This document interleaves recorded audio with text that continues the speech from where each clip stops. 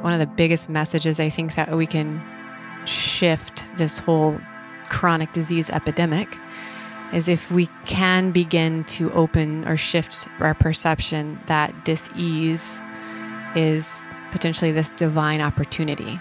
That's this like catalyst for radical growth and transformation. Like, hey, this is an invitation, a wake-up call to go in and to really remove all that isn't you and to awaken to the truth of who you are.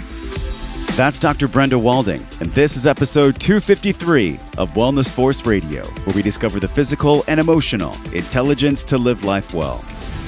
In this episode, we're talking with Dr. Brenda Walding, a functional diagnostic nutrition practitioner, HeartMath certified coach, and also a doctor of physical therapy. But beyond all the accolades and the certificates on her wall, Dr. Walding is talking to us today about healing, this concept of wholehearted healing, which I learned about live and in person in her home, on her couch, overlooking the beautiful Austin, Texas area just a few weeks ago. Now, this woman is a true wellness warrior. I know you're going to enjoy this story, the authenticity, and honestly, just the truth that you can feel and hear in her voice. She has been through a lot, and I know if you yourself or a friend or a family member is currently going through or has gone through a challenging health threshold, this podcast is going to connect with you on multiple levels. Brenda spent 10 years going through letting go of cancer. And that is actually the big fire underneath this book. But beyond that is this mission that she has now. After learning what it really takes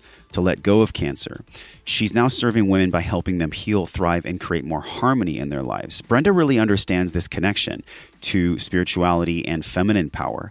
And also, she's talking to the men that are listening because we can't do anything in this world unless we're balancing, that's the key word, balancing this masculine and feminine energy. For so many years in Brenda's life, she really was a hard charger, an overachiever, a life of, athletic achievement and academic achievement.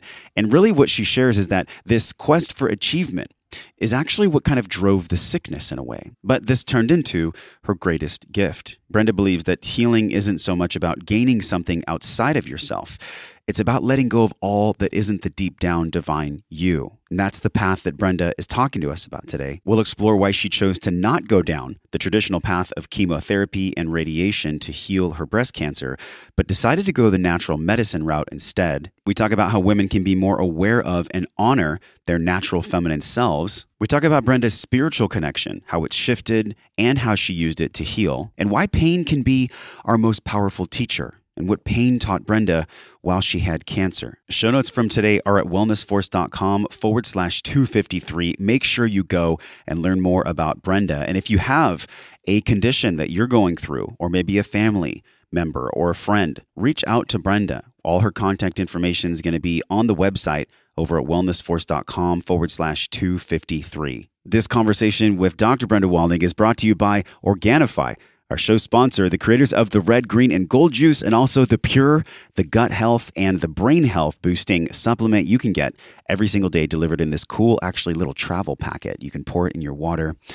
It's great because you don't have to use caffeine. So many people are using caffeine. They're abusing caffeine. And I say that because, especially in America, we don't breathe enough and we don't feel enough. What we do is we pour another cup of coffee in the afternoon. And that is actually what is pulling us away from health. You can get closer to health and have this life of wellness by using natural adaptogens. This is what is in the Organifi products. Adaptogens are plant compounds that actually go down deep into the mitochondria and help the cell have energy from the inside out. We are what we eat, right? But we're also what we drink. People don't think about this, how many calories and how much nutrients can be delivered in liquids. This liquid energy source through a powder that's in a travel packet or in a little scoop.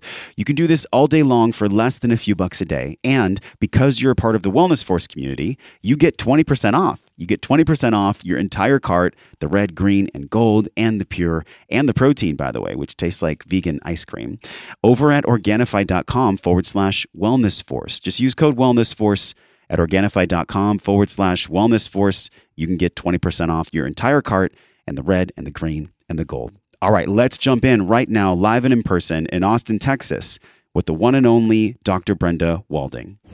My guest today is a doctor of physical therapy and a holistic wellness and transformation coach that specializes in supporting and empowering women to truly heal and thrive.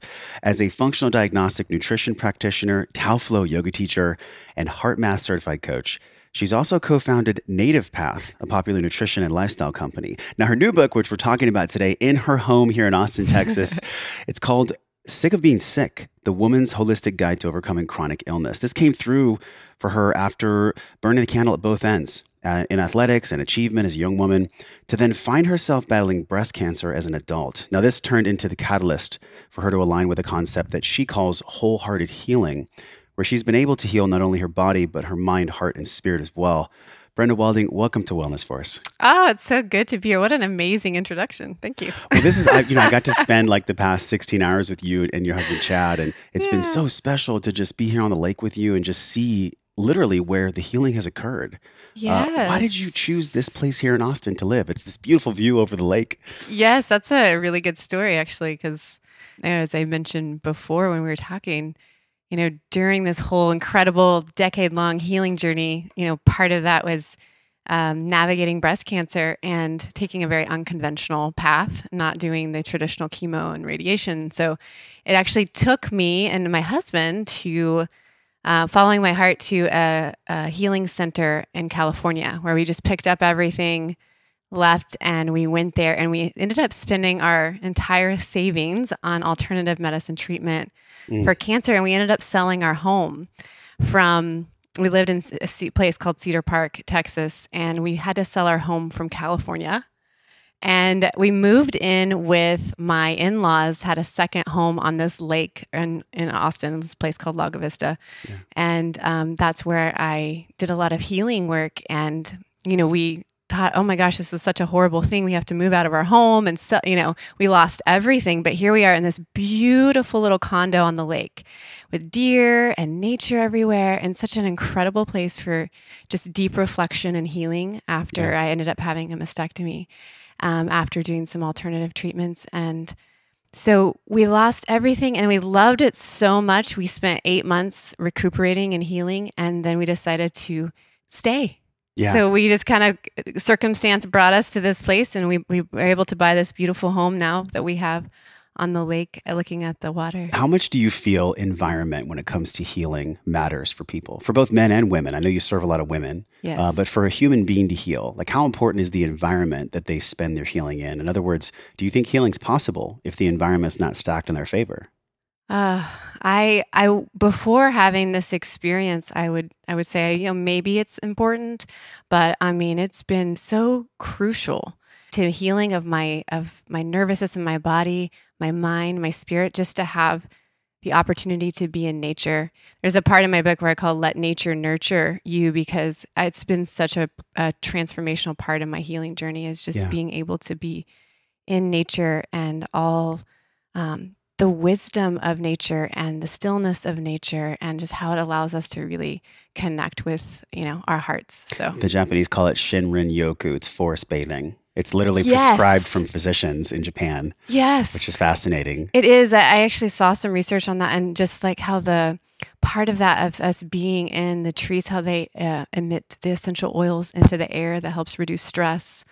And wow, I did that's not part know of that. it. Yeah, the forest bathing, it has to do with, I mentioned that also in my book. It's like, it's a thing. Forest bathing is a thing. I didn't even know. I was, researching the healing power of nature.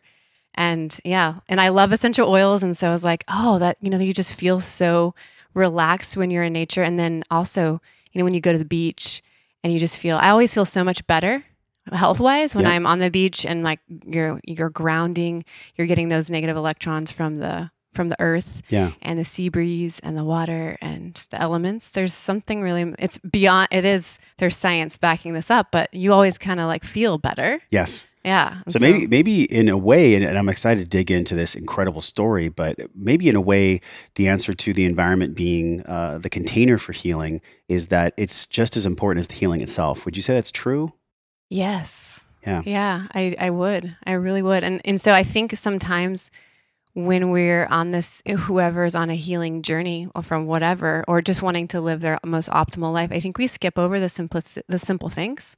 And I think I've had some really extraordinary healers and practitioners that have mentored me, and they're always reminding me of mastering the basics. So it's like, are you getting your sunshine? Are you out in nature? Are you, doing gentle movement? Are you, it's like these really, maximizing the healing power of the simple things that, in life. So it's the fascinating part to me is that sometimes the simple things, they almost seem too simple to the logical mind. Yeah. Where, what do you mean if I just get some sun in the morning, or if I just have a practice where I'm still, is that really going to, the logical mind says this, is that really going to help me heal? Yeah. Let's dig into this though, because who are you today? I mean, how do you serve the world today? Because we're going to talk about your story, but in this moment, like, who is Brenda Walding in this moment? Like, why is she here in the world? That is a really good question.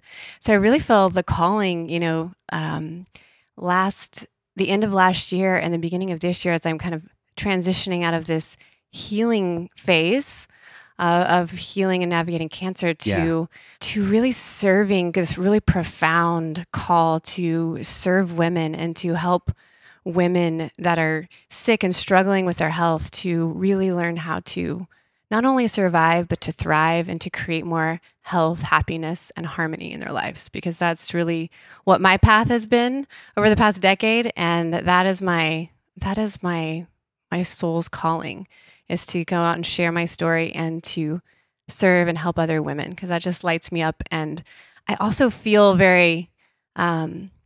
I feel like it's an important part of my own healing, is to share what I've learned and share what I've been through. The true archetype of the wounded healer becoming the transcendent next level of the healer. Yeah. Really, that's, I think, a path that I see you walking, and this is going to ripple out into so many other women's lives. But the real path to the pressure inside your nervous system, the things that actually, in a way, made the sickness come on, I think just in talking with you, I can feel that it really started way back, where there was this focus on achievement early in life. You were an athlete, and then you went on from athletics to be a doctor in physical therapy. But the sickness that came, do you feel, looking back, obviously connecting the dots in reverse is easier, right? Do you feel, looking back, like, what was it about the achievement focus when you were growing up that possibly added to the internal stress, which manifested in disease? Yes, I absolutely. Well, I know that was, the more I study and the more that I understand, the human body and the psyche and the soul and all of these things, I know there's even something now called a cancer personality. When we're talking about this sort of type A, very driven, achievement oriented, where, as women, I think we have this, this drive. We want to be seen as equal and to be successful. And we kind of start to tend to go towards a more masculine expression of who we are, because that's kind of how our society is. And so we're not really in touch with this feminine way of being. And so I don't know about, I see this happen a lot for women. So I'm not saying this is everyone, but for me, to really, I say I was really wanting to experience, love and connection. It was like, when I achieve, when I work really hard, when I get really good grades, then I, get that love and connection that I am seeking. And so it was really, although I wasn't really obviously processing that when I was that young, it was like I was, always wanted to do my best and to work really, really hard so that I could, get the love I was seeking. Was your father in the military? Yes. Or he was in the military. Yeah. And I've talked about this on the show. My grandpa was in the military. I saw my mom's struggles and what she went through. And I think a lot of women can relate to this. If in that first 10, 20 years of life as a construct, if we don't receive things, especially in the first 7, right? Yeah. If we don't receive things, then our adult life is created from a vacuum where we get to fulfill the things that we didn't get for other people. And that's what gives back to us. Right. What did you need at that time? Like, what did you actually need in those years that you didn't get? Well, I was always craving, we can talk about love languages, but I was always craving that connection and that physical touch and, even like words of affirmation. And so I was always seeking that when I, looking for that, and ways that I would get that was when I would achieve and excel in sports or in academics. And so that further perpetuated that, drive to keep doing it. And it's really interesting, because I was, an athlete my whole life and played college soccer and got a scholarship and everything. And once I had gotten to that place of kind of everything breaking down and sinking to the lowest of the low and getting really sick and reflecting back, I kind of even questioned, like, did I even really want to play those sports and do all those things? Like, who am I? Or I was just living my life for other people's approval, society, family, culture. And that was a really poignant moment, very sad. And also there was some freedom there, because when you're dealing with something like cancer, a fear always comes up, and then you kind of realize, okay, I'm ultimately afraid to die. Yeah. And then I realized that it wasn't that I was just afraid to die. I was afraid to die, haven't never fully lived. And so that was the thing that was at the core of the fear, is that I had just spent my whole life trying to achieve and trying to be that person that I thought other people wanted me to be. And so the grief and the sadness and the fear was like, I haven't really lived. And that was just, heartbreaking for me. And so then I kind of moving through that, as what's the antidote to that? It's fully living now for however much longer I have left, And so for the past 3 years has been just like a flurry of just growth and adventure and just writing the new richness. book. Yeah. Creating community and connection and beautiful experiences. And so, letting go of the past, and it was all perfect, learning from that experience. Wow. And it's interesting. I can visualize you, hard charging athlete, multiple sports, excelling in school and doing all these things just to feel that moment of adulation, of acceptance, of oh, I'm loved. And how many people listening can relate to this? I think in a way, so many entrepreneurs are driven by a vacuum of energy that they didn't receive. And I think especially for women, you're right. My question for you is around this hard charging kind of alpha masculine energy with women. Mm-hmm. How do you think they can balance that when they're creating? Because we have a lot of people that listen and they're creating, whether they're mothers in a family or they're an owner of a business. Yeah. What has been a guiding light for you to create from that place of a balance within that masculine, feminine within yourself? Yeah, well, that's interesting. What really woke me up to that energy, I had attended some, yoga workshops and some things, and the prompting was to feel in my body and to feel energy and things. I had no clue what these people were talking about, because I never really tapped into feeling in my body and, feeling, what was I actually emotionally feeling? That was all, as an athlete, it's just push through that, just keep going. Put some dirt on it and get back out there. I even, so interesting is, using birth control pills to suppress the normal feminine menstrual cycle. Just the things that we do to kind of negate, suppress, ignore our feminine flow and cycle. And so just that coming into my awareness and learning to feel my body and learning to feel my feelings. And, when I say this is a feminine quality, it's not just for women, it's men too. And I know that we both need this balance of masculine and feminine energy, but I think we're so hyper masculine. Yeah. And we live in a sort of this patriarchal hyper masculine culture, which is power, money driven, achievement oriented, go, stuck in our heads. And so for me, a lot of my healing was embracing the feminine energy, feminine qualities of dropping into my heart, feeling my feelings. For me, instead of that hard charging athlete, it was learning to flow with music and to dance. And that started to wake up this creative feminine energy within me that I had not known before. And it felt so good, because I was like, oh, there I am. Here I am starting to wake up to my feminine power.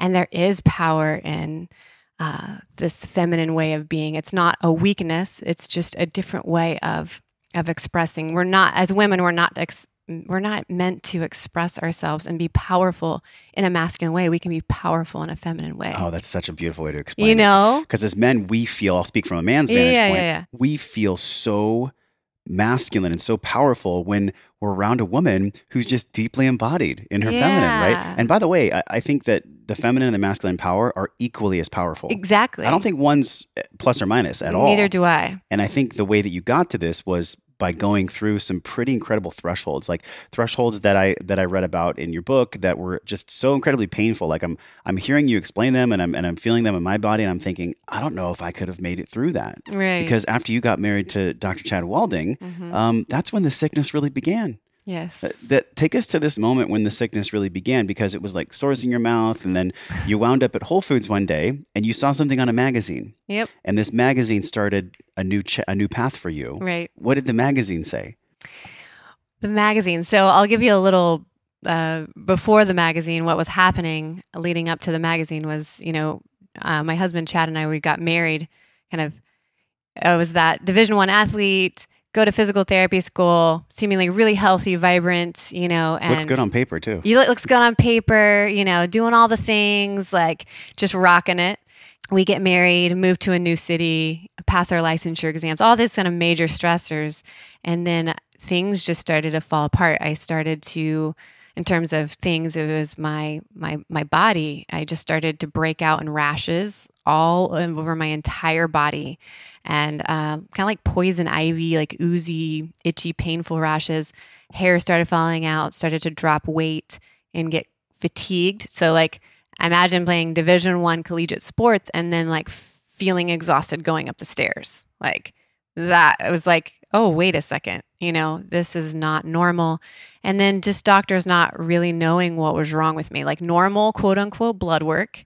And then obviously I was super, super sickly and having all these issues going on. So that persisted for a year and a half, almost 2.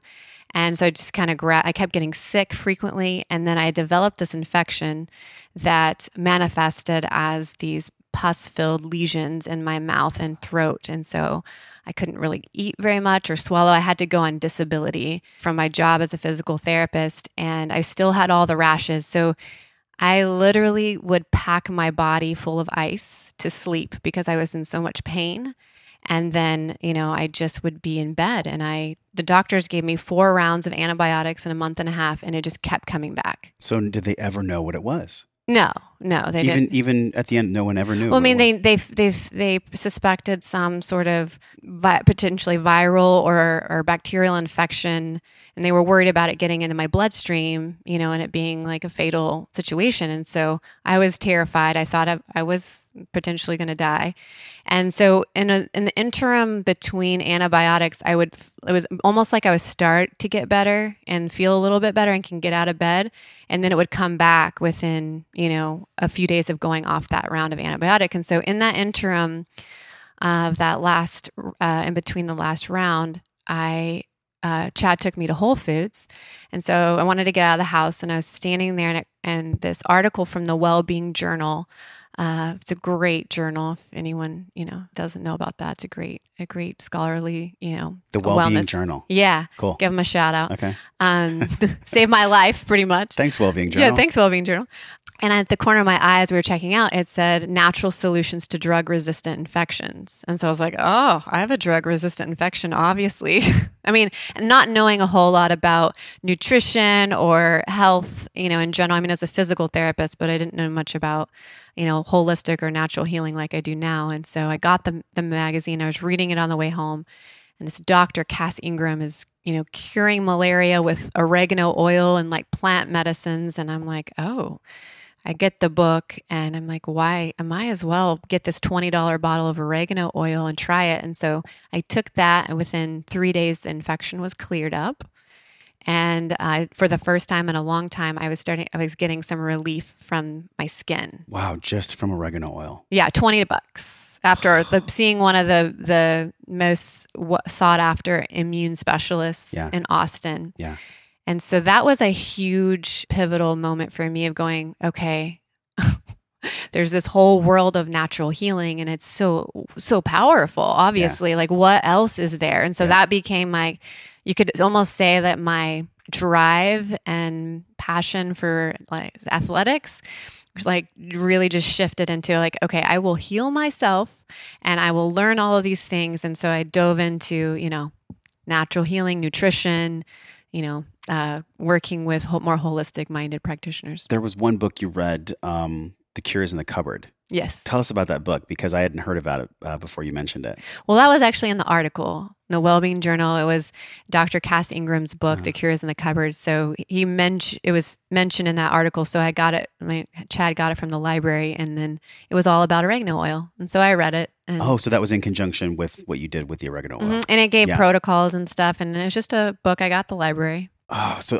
this is when it really begins, is this exploration into an entirely new world. Yeah, like totally coming opened from up. Academia and sports, and then, of course, traditional Western medicine treatment where you just do a barrage of antibiotics and whatnot. Pills and creams. It wasn't working. Yeah. But what really hit me in the stomach and in the heart is, like, that's not where it stopped. Your journey continued. You had done this heavy workout years later, and you were feeling around, you were sore, and then you felt something. Mm-hmm. And in that moment, like, your question of faith was really like, is there a God or not? Like, what's going on? Mm-hmm. Can you take us to that moment? Because I think out of all that I know about you, like, for me, that was the one that hit me the hardest. Yeah, me too. Yeah. Right. That was pretty intense. Yeah. There's a lot of intense moments in my life, but that was up there. So what Josh, you're referring to, so it's been about 8 years after describing, that Whole Foods, revelation, and really working on dialing in my health, nutrition, supplements, seeing practitioners, and getting better, going back to work, when I say getting better, it was a slow, gradual process, and starting to get my strength and my stamina back. And, 8 years later, with this laser focused dream of, starting a family, like, I'm going to eat perfect. I'm going to do all the things, and I'm going to get a nutrition certification, and I'm going to research the heck out of everything, and I will heal. I will fix myself. So we were getting ready to go to my dream trip to Italy, because I'm half Italian. I wanted to go to Italy and start a family. And so a week or two before we were leaving, like you mentioned, I had worked out and I was sore. When I was poking around, I found this lump in my breast, and I just dropped me to my knees, because I knew that it was cancer. I knew it wasn't good. I just had I kind of had this panic attack going, like, no, like, this is not okay. I worked so hard. I don't deserve this. Why is this happening to me? It's not fair. All the things you can imagine thinking and feeling going through that. And so part of that thought stream and feeling was, what am I missing? Because I've done everything, and you couldn't find somebody more dedicated and spent thousands of dollars on out-of-pocket treatments and exploration of my health. And so, we went to Italy. It was bittersweet. We didn't start the family. We came back and I'm like, what am I going to do? Because I knew I didn't feel called to, conventional treatment of conventional chemo and radiation. And at this point, I hadn't even gone to see an oncologist or a doctor about this. But I knew it's just something I had to look at things differently. I'm like, I can't keep doing the same thing and expecting, a different result. And so, like, it just felt like there was some deeper layers that I needed to address, but I wasn't quite sure. And so instead of researching like I normally did and polling people and trying to, like, call practitioners and get people's opinions, I really sat with it. And, in the middle of the night, woke up and I was crying in the dark room, alone, and just asking, like, what am I supposed to do here, God? Like, why is this happening? And what do you want me to do? And I heard, this is kind of a poignant moment for me too, a pivotal moment of, like, I would say that I would pray, and I had this Christian upbringing background, and I'd pray and I went to church, but I never really hear the answers, if that makes sense. I really didn't hear or be able to listen to my intuition. And I heard this, I would call this divine whisper. If you're going to survive, you're going to have to learn to listen to your heart. I felt a peace move over me, but then I felt panic because I'm like, I don't know how to do that. Like, you want me to like survive cancer and like navigate this, like what I need you to, and it's like, no, it's like, go within and listen to your heart. And it's like, okay, how do I do that? It's so funny. I'm like, with what? Your analytical mind is like, how do I go into the heart? It's like you're using the head to try to figure out a heart problem. Yeah, exactly. And it's so funny. How do I do that heart thing? Yeah, how do I do that? And in so many of the books, I'm always like, going to books and trying to learn things. And it's kind of funny. Part of this process of healing, I kept hearing from different avenues. It's all about letting go and surrender. And I'm like, then that's such a like nebulous thing too. And I'm like, so it's funny that you said that, because I got a book from Dr. David Hawkins called Letting Go. And I read the whole thing and I put it down. I looked at my husband and I said, I still don't understand. Like, where's the ABC 1, 2, 3 of how to let go and like easy steps here? Because I'm not, he just looked at me and he was like, honey, you just let go. Yeah. And I'm like, oh. So that has been my journey of the past 3 years of, what does it really mean to listen to your heart? And the healing really has been on the spiritual and the emotional layer that I hadn't really tapped into. I've spent 8 years laser focused on healing my physical body. Yep.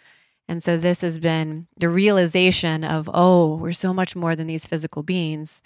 And I think that's what I think one of the reasons that there is so much chronic disease and cancer is that we're not getting it. We're fighting this illness and we're trying to fix ourselves, and we're just kind of addressing the problem from the aspect of the physical only. Like, if I just cut it out, or if I radiate it or chemo it, or maybe even just take the right supplements or eat the right things. And that's an important part, but it's so much more. Yeah. So much more. The energy systems in the body, they can't be tricked. They can be bypassed for a while, but they can't be tricked in the long term. Right. And I think about like, thank you, by the way, just for sharing these incredible thresholds. Yeah. Because I personally haven't had anyone in my family that's dealt with cancer. And so I know that there's a lot of emotion behind it, and a lot of fear, and a lot of like real human, it's an interesting dichotomy to be a spirit in this physical body and trying to figure it out. My question for you is, in that moment,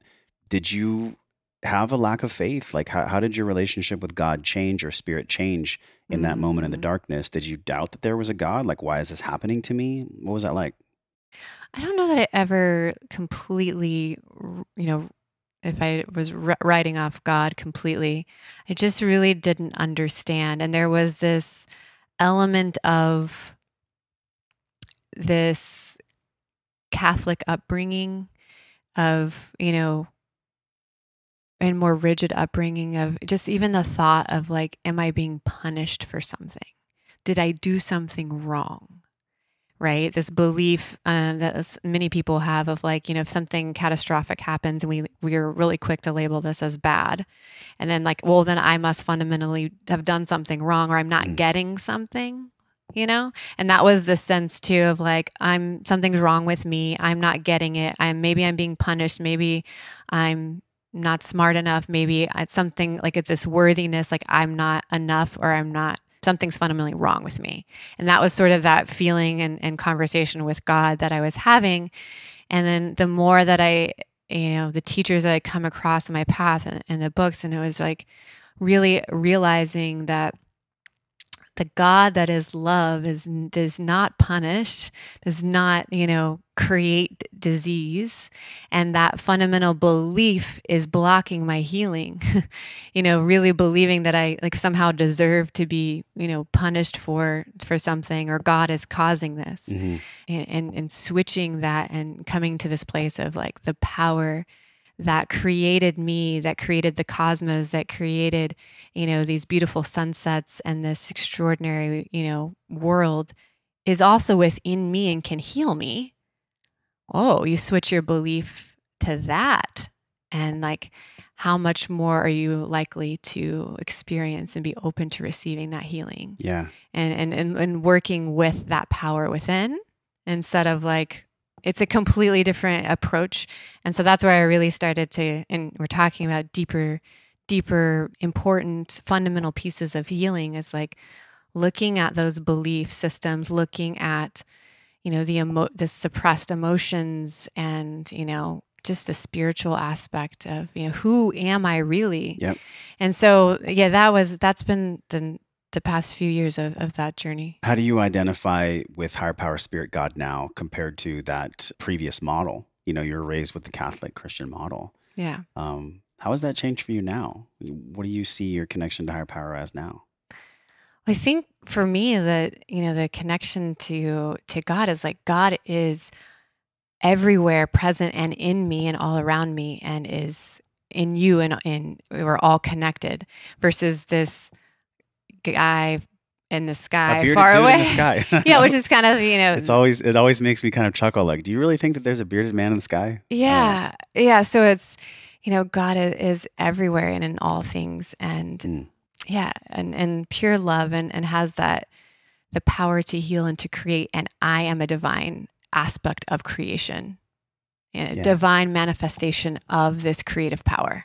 You've come to this realization because of your work, but I know because I've gone through work myself, and I know a lot of people listening, maybe somebody listening right now has somebody in their family that has cancer. Yeah. And sometimes in those moments of constriction and of pain and of darkness, yes, all there is just this like response to get out of the pain. It's like people try to get out of the pain as quickly as possible instead of pausing.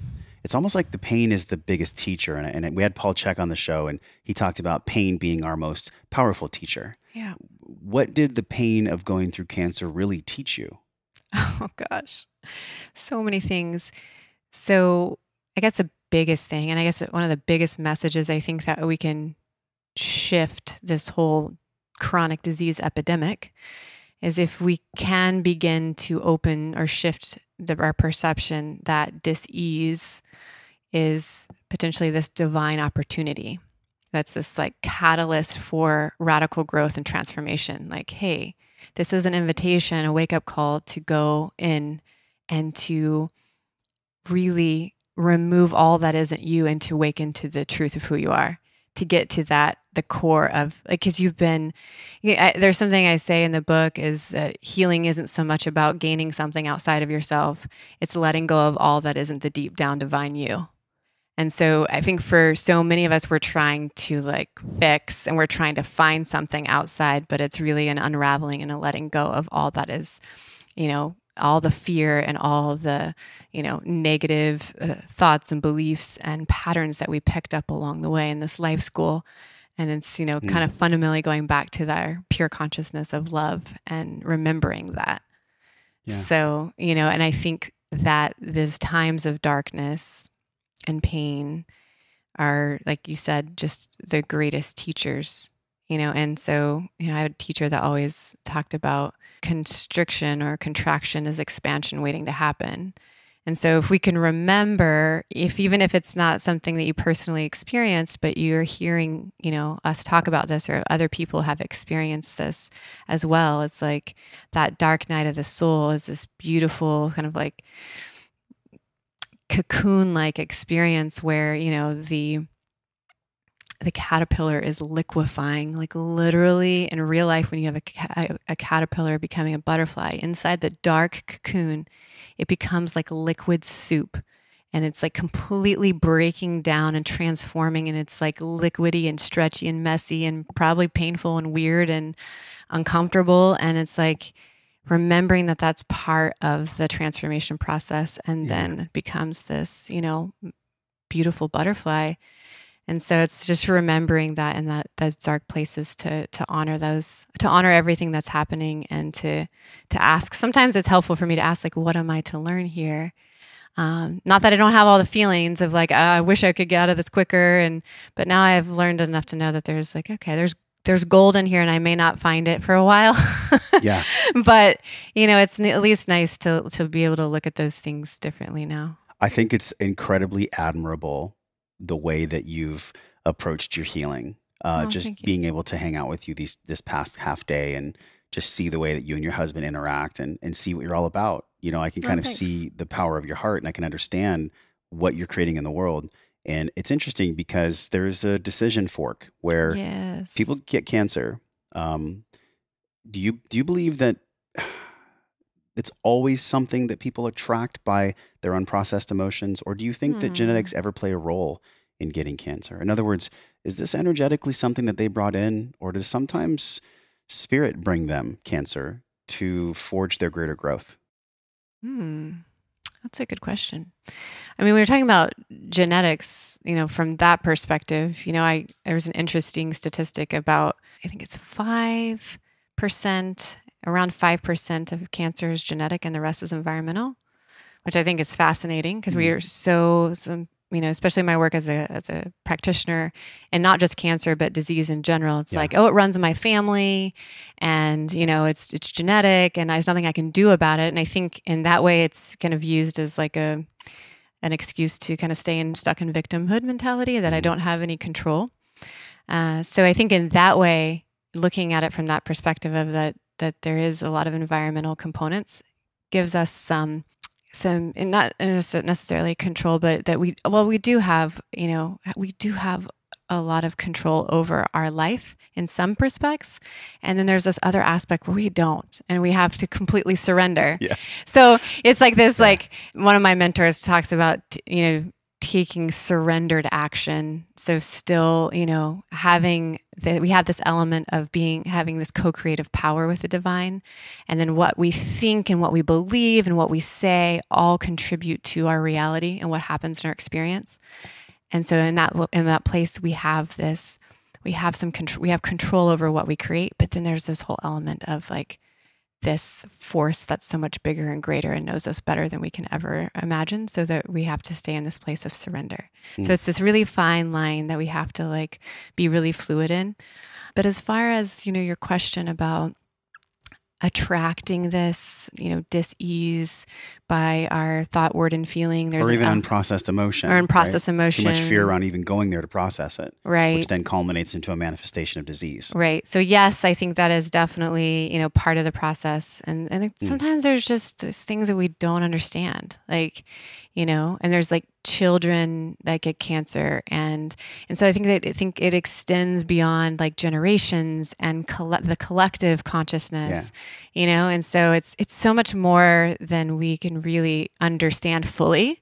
It's a big mystery. Right. It's a big mystery, Brenda. Like I was at Thanksgiving with my brother this year, and it was just like the most profound Thanksgiving because we were talking and walking, and he said, because I was asking him about God, because my relationship with God has changed a lot. I call God spirit. And so my relationship with spirit has become closer through my own health thresholds this year.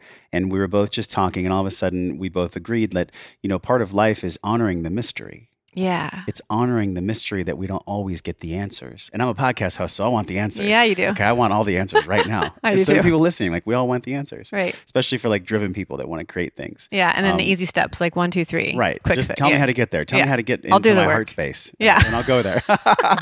But my question to you is around this honoring of the mystery. If we know that so many things in this world happen and there's no explanation for them, how do you continue to honor the mystery with all you've been through? Like, what is it about you that allows you to continue to honor that mystery? Well, that's the thing, is that like just when you think that and you've got it figured out, and that's exactly when kind of life kind of slaps you in the face and you're like, oh, I don't know. And there's something beautiful in like that moment of surrender. There's something so profoundly, I don't know if you've ever experienced a moment like this, so profoundly beautiful and connected to source, that it's like sometimes those events and those things happen that really drop you to your knees and you have to completely surrender, is the closest that we feel connected to God and all that is, and which is the feeling state that I think we are all craving, is this wanting to be fully loved and connected.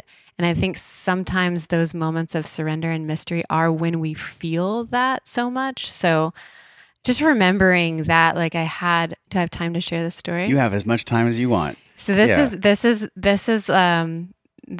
from the girl that was reading about letting go and surrender and like couldn't get it after she read the whole book and was still trying to figure it out. So then I had this moment that I called, in my book, I called the alchemy of surrender. So I had just gotten a mastectomy. So that was something I didn't want to do, but I felt my heart calling me to do this holistic alternative medicine and do the mastectomy. So, as a woman getting your breast removed, that's never something that you're, super excited about. And a lot of feelings around that. And so it was right after the surgery, and I was wondering, how am I going to feel? What's it going to be like to see it for the first time? Okay. And my mom had come down to stay with me, and she's phenomenal, amazing. And so it was time for me to get into the shower for the first time and unwrap the bandage. And I told my mom I want to be alone. So I went into the bathroom and I shut the door, and I started to unwrap the bandage, and I had these drains coming out of my rib cage. So I needed some help to get in the shower. But before that, I was like, I just need a moment because I don't know what's going to happen.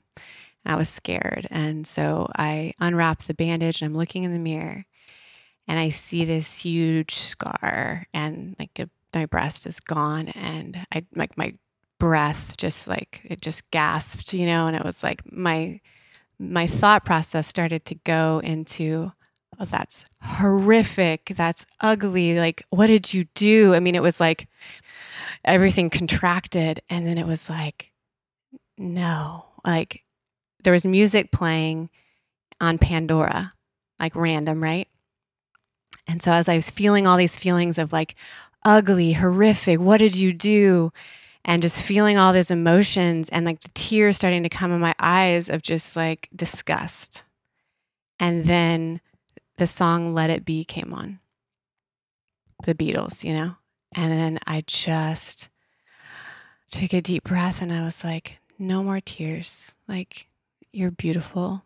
And there's just this magical like moment of, I've cried enough tears, and I'm no longer playing that story. And like, this is the path that my heart guided me on. And like, I just surrendered fully, and I just let it be. And I invited my mom, because I was scared at what my mom was going to think, or how ugly it was going to be or whatever. And so I invited my mom in, looked in her eyes to find any like semblance of like, is she disgusted, and she just looked at me with love, and she helped me take a shower. And then I sat down on the vanity, and she wrapped me back up, and she started combing and braiding my hair. And I just started crying because it was so beautiful. Like my mom, I'm 30 something years old, and I had this really beautiful moment of my mom just loving me and caring for me and playing with my hair like I was a little kid. And it was a moment of like, such contrast emotions of that mind chatter of like, this is awful, this is horrible, this is disgusting, and then like, what a beautiful, I'm so grateful, and what a profound sense of love I feel right now. And it's like, that is just so, was this just the most powerful memory and moment of what's possible when we just surrender to the mystery of whatever, this is what it is right now. And so instead of feeling all of these horrible disgust and shame and whatever, to full acceptance and love and vulnerability with my mom, to feeling joy and gratitude and connection in a matter of like minutes. Wow, I just got choked up right there just hearing your story. Thank you for sharing that. I was just visualizing you in the bathroom, and I'm just thinking, this is actually the real life metaphor of love versus fear. Yes. Because in that bathroom, you could have chosen to let fear win. Let's be real. You could have just been like, you know what? I hate my body. I hate what's going on. I hate my Not life. fair. But there was something, and this is my deep question for you. There's something in you that allowed you to choose the love. What was it? Well, this has been, what we talked about, my journey of listening to my heart, right? And the heart is all about love. And it's all about, like, in any given moment, we can choose love or fear. And that was been about, letting go of fear. This, like, I've been practicing, I've been reading, how do I do that? And I've been spending a lot of time in solitude and, really doing that deep inner work and practicing, letting go. And what does that mean to surrender? And so I had the awareness because I had been practicing, it's like, it was this like divine, and that's what we all have, this divine whisper. We all have this like voice within. If we listen to it, if we get into the stillness, if we get into nature and we start practicing. And that's what it started to talk to me. I'm like, oh, I can actually hear my intuition. And that was the practice of getting into the heart space and leading from the heart instead of the head. And so that was that moment of, the girl that read the book and didn't understand. She wasn't stuck in her head. And all the words on the page didn't make sense until they did. Until I created space around to actually have the experience of letting go and not just be the words on the page. But I think we have to understand it. Oftentimes we have to understand it intellectually and then allow it to drop in to the heart to actually have the experience or the beingness of it. Yeah. And so that was what that was for me, was the moment of I had this experience of where I, this voice of let it be, no more tears. Not that you shouldn't cry, but it's like no more tears, and like I'm just going to be in this place of fear and shame and berating myself. It was loving myself, and hearing my heart say, no more tears, honey. What are the odds of that song I know. coming on at that moment? This is not a planned moment.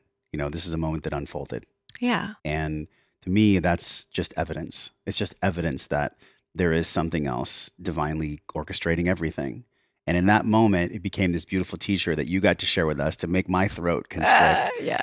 And I'm just feeling like, wow, after all you went through, like, how did you summon the courage to then write a book about it? Oh, because there's a segue between like your healing and everything else. I mean, goodness, like creating a book and being so open and vulnerable for somebody that like had a learning curve for vulnerability as well. Yeah. It's not like you came out of the womb like, I'm here, I'm vulnerable. No. Yeah. So how did you summon this courage to then write this book? Because it seems like that would be an incredible bridge to cross.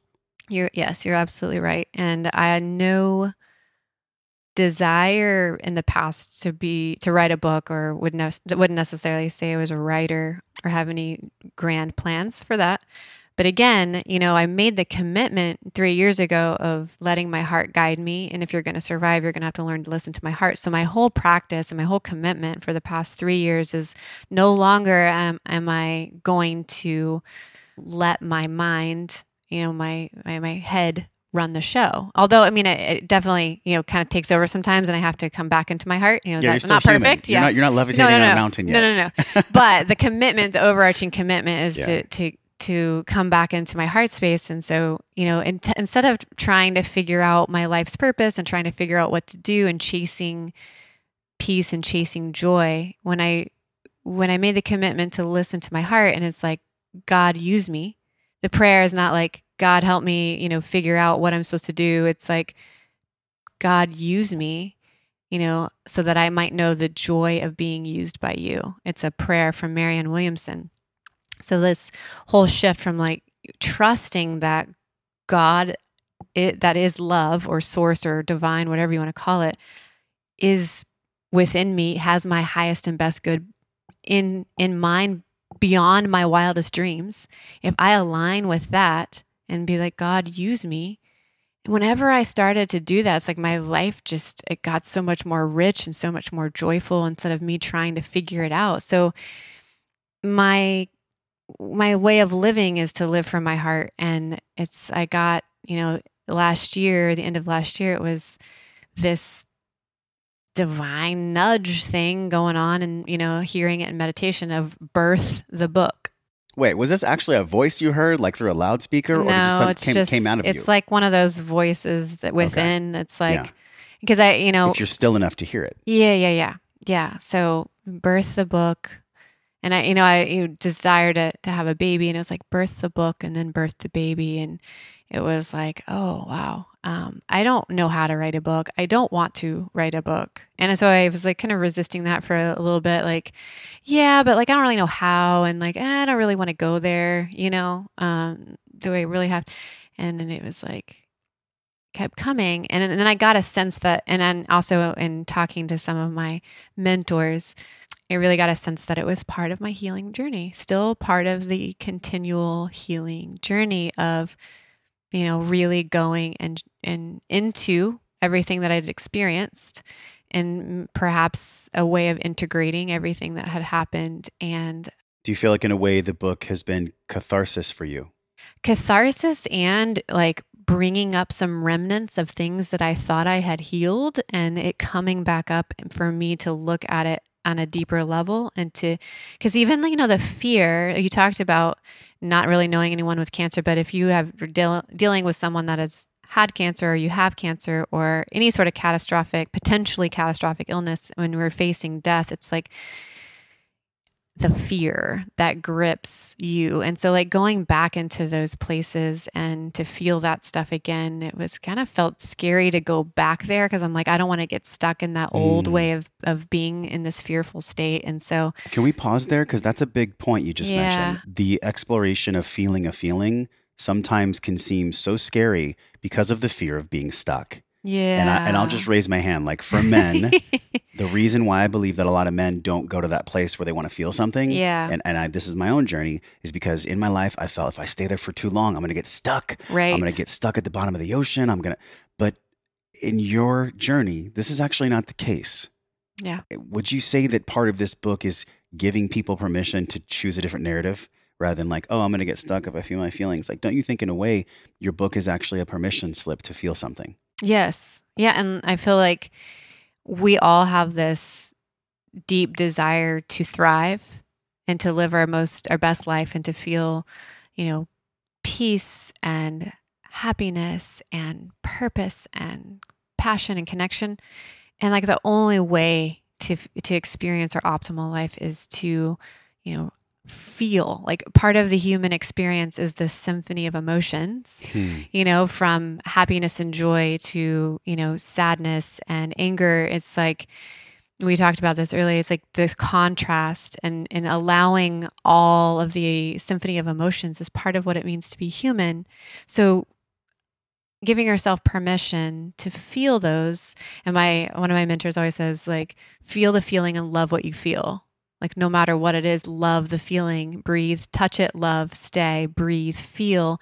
And like, if we allow this symphony of, it's meant to be, emotions are energy in motion. They're meant to be fluid. And so when we allow them and we feel them, they move through, they don't get stuck if we don't allow it to feel it. Because no matter what, like there's an incredible book called Feelings Buried Alive Never Die. Like you're gonna feel, you're a human. So no matter what, it's happening. So you might as well feel it and experience and allow that to move, because all feelings, our fear transforms into faith, and sadness to joy, and anger to authority. And it's like this beautiful, like fluid thing if we allow it and we feel it and we have the tools to be able to do that. And so I think the unfortunate thing is we're not taught how to, and we're taught to kind of like stuff it, and it becomes problematic because, that energy stays stuck and creates physical disharmony in the body. So part of it is learning to feel our feelings on a daily basis, and to love that and allow it and give permission. The other part is in the healing journey, is to do the work to go and allow those stuck, maybe scary, emotions, maybe trauma, to go back and to feel it and move through it, to allow that to release. And that's where I think people don't want to go, because they don't want to go back and feel maybe the horrible thing that happened when they were, 11, whatever. Yeah. And I think that's unfortunate, because like that is often like the root. Yeah, because there's no template for that deep feeling that's scary to look at. There's no template to explore that. It's a very uncharted water for most people. Yeah. So I know in your book there are some specific tools, and I know we're not going to have time to go over all the tools, but maybe give us one of the most powerful tools for people to actually feel the feeling on a practical level. In the modern, busy, frenetic world, how do we get people with a tool, give them a tool to actually feel? What I started doing with my female clients is we start our sessions with checking in with pies. So it's just checking in with physical, intellectual, emotional, and spiritual, and where they're at. So we take a moment to scan like the physical body, the emotional body, the mind, and then realize that the one that's doing the scanning is who we really are, is the spirit, is who we are.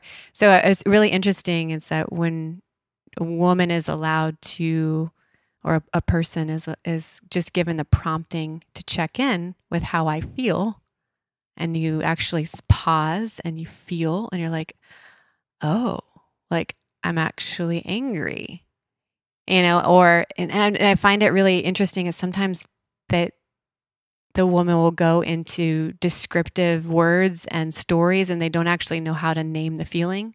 Like it's just so foreign.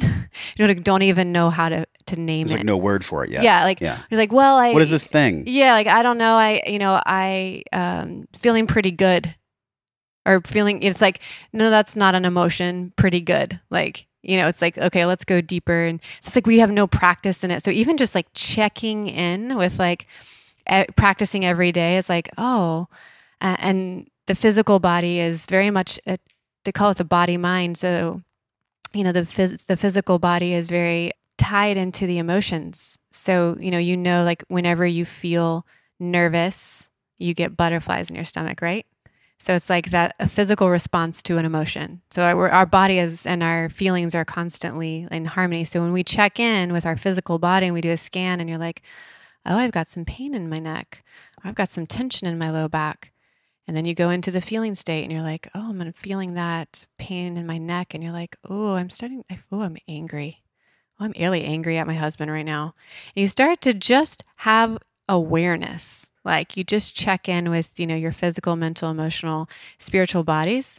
I think that's such a basic tool. But when I have a woman practice that every day, she starts to become more emotionally intelligent to be able to feel what she's feeling, and then start doing perhaps some other tools to move that energy and move that emotion. Yeah. Instead of it just like kind of being stuffed.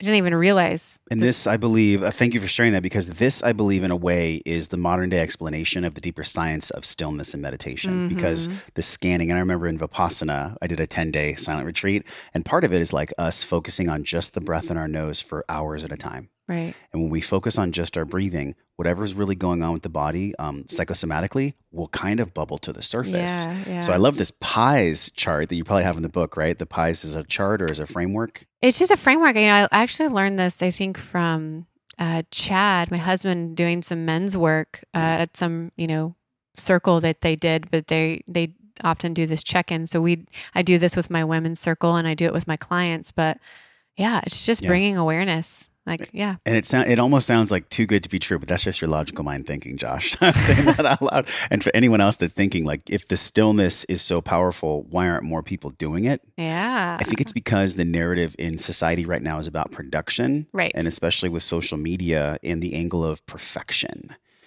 How do you see your work growing and affecting in a positive way the narrative of society about production and about constant hustle? How do you think that your work will change at least a small part of that? Yeah, well, I think my work with women is changing, and my own experience, and it's my own continued journey is when we're starting to embrace, going back to the feminine of this creative power, this nurturing, and this, just softening and allowing and kind of holding that instead of going out and being active to being more allowing and still. So cultivating that in daily life is actually helps us tap into, our intuition and our creative power so that we can go out and create and do something extraordinary from a place of heart-centeredness. And it's powerful and effective, but it doesn't have to be go, go, go, push, push, push, production oriented, like just taking the time to retreat, to restore, to replenish, to be still, fueling yourself from that place and allowing that time often makes people more productive, effective, efficient, and more in line with love and truth and really what they're meant to create in the world anyways. And that feminine aspect is also this idea of inclusiveness of the whole, instead of just like, I'm going to go out and do this and get mine. And like, I think that bringing the feminine quality to the world. And I think that's what, so many, teachers will say, it's like this, the rising of the feminine and in the male and the female to bring balance to the energy is what is going to heal the world. And so I think all of us can learn, relearn and embrace some of those qualities of retreating and replenishing, nurturing ourselves so that we can go out and create from a more aligned place. And I think, when I'm working with women, it's like helping them create those daily practices and self-care practices and things so that they can be really effective in the world, but not just effective, but also like really loving themselves and loving what they're doing and not just being run ragged and like totally melting down and getting sick. Yes. And this is what drives sickness in Yes. all people, is this constant need for the white knuckling that something has to work out. And if it doesn't work out, then the world is ending. Well, Right. I think sometimes people's world end way before their deepest fears are even manifested. And it's because the body says, stop. We're listening to the body. We're not listening to the body. So this physical intelligence, this emotional intelligence that we've talked so much about today, Yeah. I'm curious how you see this unfolding in the next couple of years for you. I know me. that the program's going to grow and there's going to be circles that you run and there's all these things that you're serving. But if you could wave a magic wand, what would that look like in 2 years? In 2 years. What I love and what I see is creating experiences for, women to come and to truly heal and to really bring all these elements that we're talking about in an immersion type situation so that they can experience what that's like and then go out into their, into their homes, into their environments, and to implement that on a day-to-day basis. And so like, I love just, we didn't talk much about this, but one of the pieces, the 9 essentials that I talk about in my book is connection and authentic connection. We were talking about, loneliness being an epidemic factor and also a piece that contributes to illness and unhappiness and stress in the world. And so I love this element, and there was a really powerful healing process for me during my healing journey of what that really means, what it really means and what the experience is to have sisterhood and really authentic connection, meaning being seen, heard, and valued and deriving strength and sustenance from that relationship. So that's a definition from Brené Brown and her work on what connection really is. And when I ask women, do you have connection in your life based on this definition? Because they say, oh, yeah. When I actually define connection as being, seen, do you feel seen, heard, and valued? And do you derive strength and sustenance from your relationships? They're like, no. Most of them are like, no, I don't have that. And I think that is profound. And I think that's one of the things that I'm here also on the planet to cultivate and to bring to the world, is to cultivate awareness around it and also experiences so that women can, because there's profound things that happen when women come together and they feel seen, heard, and valued by other women, that there are healing that takes place. Sometimes some women in my circles are like, I've been to therapy and I've never got to this place until I was with these other women that took our masks off and we were just really real.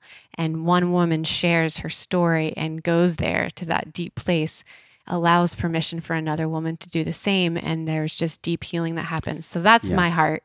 And also, if we're in this feminine uprising, the call to arms is also for the men. Oh, because, absolutely. I've done men's work since 2014. I still have a long way to go, and that's fine. I'm taking it one day at a time.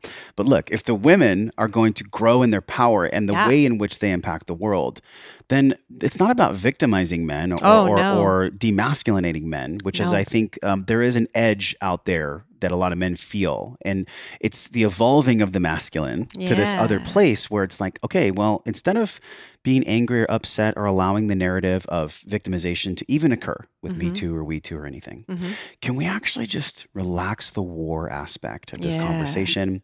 And can we bring it to a place where men and women are doing work together? There's women's circles, there's men's circles, there's women's work, there's men's work. And we're kind of stacking these stairs together. I mean, isn't this what it's really all about?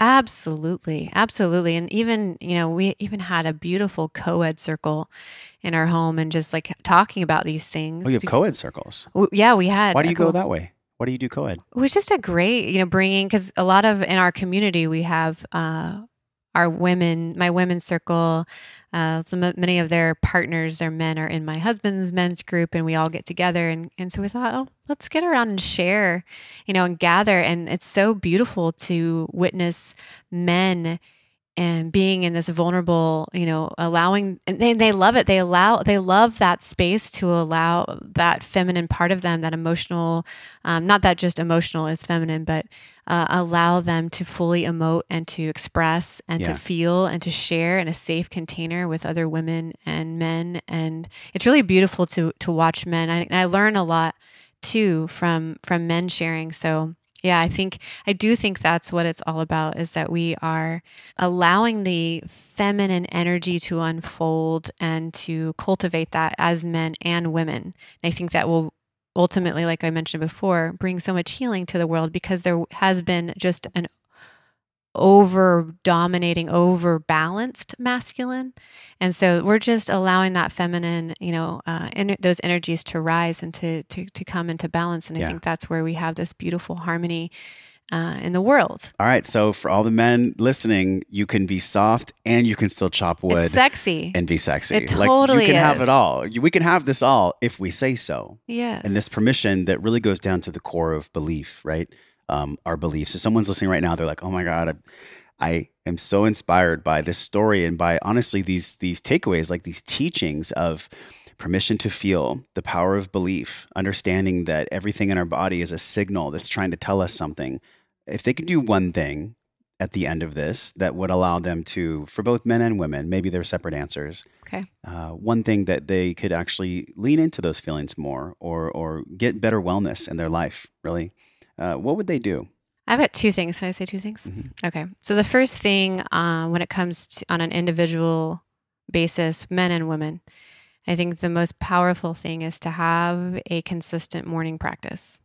And a consistent morning, I like to say spiritual practice of just taking time to connect with your heart, to remember, ground yourself in truth and love. And, for me, that looks like, and for what I share with my clients and help them cultivate and create, meditation, heart coherence, which is, something, a heart math technique, and hydration and movement. So just having like this really powerful morning practice where we're able to check in and connect and start your day from that elevated emotional state. And then it completely changes your entire day. And there's elements of, creating an intention and a vision for your life. And that's what is all encapsulated in this morning practice that I have, that I feel like was so important in my healing. Because when we were talking about fear and how it grips you so much, especially when you're in this place of trying to heal from something scary, is you have to take that time every day to focus on your heart and to allow that fear to fall away and to remember who you are. Like, the power that created me can heal me, to remind yourself of those things, instead of, just getting wrapped up into the day and to potentially the scary things or the appointments or the doctors or whatever. So I'd say and I think beyond the disease, if you're just anyone wanting to live your most optimal life, is just having a solid morning practice. And it can look a lot of different ways to a lot of different people, but I think across the board, for me, for my clients, for spiritual teachers and people that I've studied that have healed from amazing things, consistently having this morning practice is super powerful. So that would be one thing and that's for everyone. That's for everyone. That's for all human beings that breathe. All of us. Which, by the way, is breathing part of your morning practice? So yes, and I'm a heart math certified coach, and so part of some of the techniques include these breathing practices with creating elevated emotional states, and I tie in visualization. But so yeah, breathing is part of that. And the other thing that just came to mind, and I'm just going to say it because I think it's, we talked about tapping into our emotions and the feminine. And I think if you are like, how do I even, what does that even look like? I think one of the most important things about that is having a willingness to lean into vulnerability, to being vulnerable. And it's vulnerable to feel your feelings, and it's vulnerable when we want to connect with other people and share our feelings. And like I mentioned Brene Brown and her work, and I think reading some of her books is really helpful, but being willing to, she calls it leaning into vulnerability, and vulnerability being this bridge or this pathway to all that we really desire. It's like more connection, more intimacy, more love, and more peace. And that we all crave that, but we're not willing to be vulnerable. And so for me, and what I see also in my clients is just being willing to feel and being in that vulnerable place. And there's always this crazy, amazing gifts on the other side of and you're just coming together in, a circle and sharing your heart and your feelings with in a sacred, safe container. Not everyone deserves to get every piece of you, but in a sacred, safe container and sharing. Oh, there's so much healing on the other side. So willing to be vulnerable and connecting with each other, because I think there's power in healing and connection. And not just healing, but thriving. It's like we're social species meant to connect authentically with each other. We're wired for this. We are so wired for this. And so just, being in community with people and willing to take off the mask and to share it deeper. So that would be the one thing. And then the individual part would be the morning practice. Brenda, just thank you so much for sharing, for having me in your home, for sharing your life, for sharing your teacher, your sickness, and also this last question for you. Well, next to last, because I have one more. Okay. What is the gift? We talked about the teacher. We talked about the sickness. Like, what's the gift? What's the gift from all this for you? The gift, I guess, boiled down, that was delivered, I guess, in the package of cancer and sickness for me, is remembering and in some ways really getting to know who I really am, like the true, authentic me. It's like, I think fundamentally learning to love myself and love my life. Like that was the gift. It's like it boils down to like healing boils down to that. Thriving boils down to loving yourself and loving your life. And I think it was the, sickness or cancer that really prompted me, threw me into this place of having to continue to dive deeper and deeper and deeper and deeper into my heart to like, oh, there I am. I'm actually this extraordinary divine creation. And like I have this unique expression, and I love to dance, and I love this, and what makes me happy and brings me joy, and giving myself permission to do those things, and creating incredible experiences. And like going back to that, living life now was that antidote to dying having never fully lived. And so that was the gift, is loving myself, finding myself. And your unique path, I think so many people walk their own, and that path that you shared with us, I trust that someone listening might be walking a path very close to that. Yeah. And so my last question for you is around this intersection that we've explored. It's this physical, this emotional, and the spiritual intelligence. And with what you've gone through and like everything you've experienced in your life, how do you see wellness? What's your definition of wellness? Wellness is this, simply state, wellness is this return to wholeness. Like healing means wholeness. And it's like, in that I describe that for me as feeling well in my soul. And that is, what wellness, and incorporates, harmony in all aspects of who I am, my physical, mental, emotional, spiritual body, but it's ultimately being well in my soul. I loved your answer.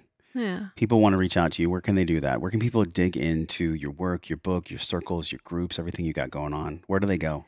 Yeah, for now, so what I'd love to do is offer a free copy of my book, electronic copy of my book, to all of you that are listening. So to do that, you can go to www.sickofbeingsickbook.com.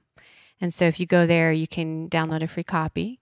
And if you just want to reach out to me, you can email me at Rise to Radiance. I'd love to hear, risetoradiance@gmail.com. I'd love to hear, what you've got going, what your story is. I do am offering some free discovery calls and just to hearing what you've got going on. So I'd love to hook up with you and chat. So if you're dealing with, if you're a woman that's dealing with health challenges and struggle and really wanting to turn this around, ditch the diagnosis and to create a life that you really love, that's where my heart is. That's where my passion is. So I'd love to chat with you. Brenda Walding, live from Texas. Thank you so much for being on the show. Oh, thank you so much. I love this conversation so much.